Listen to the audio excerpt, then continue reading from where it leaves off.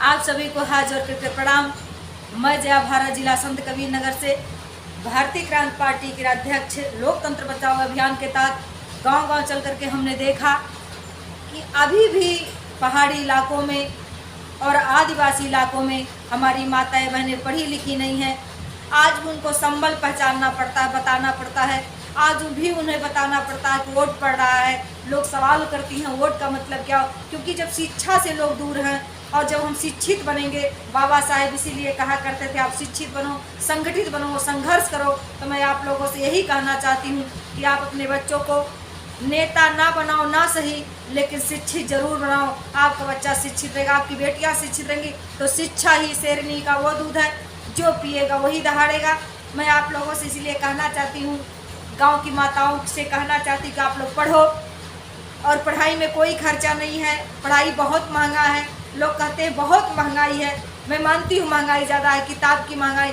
सरकार ने 18% GST लगा करके कलम और कापी पर हमको गुलाम बनाने का साजिश रचा है। हम गुलाम बन जाएंगे आने वाली पीढ़ियाँ, लेकिन हम 18 ने 88% भी अगर कलम और कापी पर लगा दे तभी हमें पढ़ना है, क्योंकि जब हम पढ़ेंगे, जब हम जागेंगे तभी जानेंगे। इसलिए गांव की माताएं बहनें सबसे कहना चाहते हैं, अरे योजना चलल सरकारी, पढ़ा सब गौवा के नारी, गौवा के नारी हो गौवा के नारी, योजना चलल सरकारी।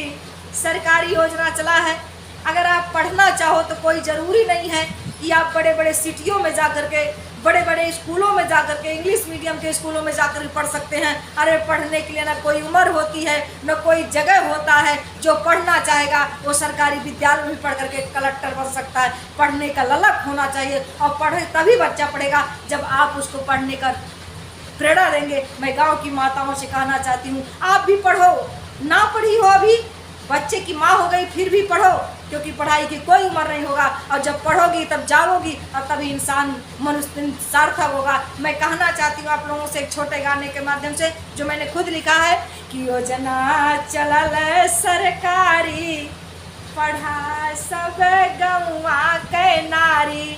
अरे गौवा के नारी हो गौवा के नारी, योजना चलल सरकारी, पढ़ा सब गौवा के नारी।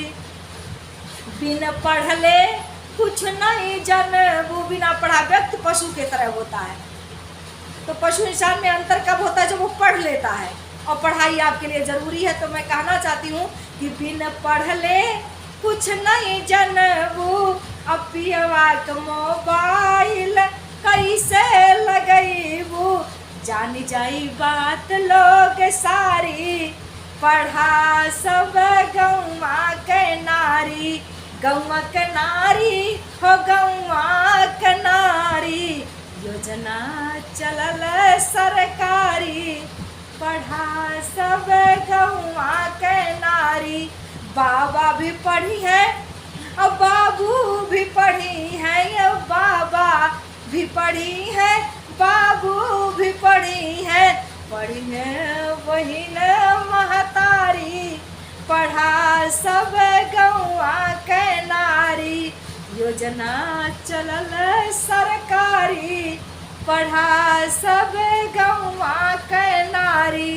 बिन पढ़ले कुछ नहीं जानबू, नैहर में पतिया कैसे पठैबू, अरे जान जाई जेठनी बात सारी, पढ़ा सब गौवा के नारी, गौवा के नारी हो गौवा के नारी, योजना चलल सरकारी, पढ़ा सब गौवा के नारी। योजना चलल सरकारी, पढ़ा सब गौवा के नारी। आपके पास पैसा नहीं है, व्यवस्था नहीं है, GST भी 18% लगा दिया है, फिर भी आप पढ़ो।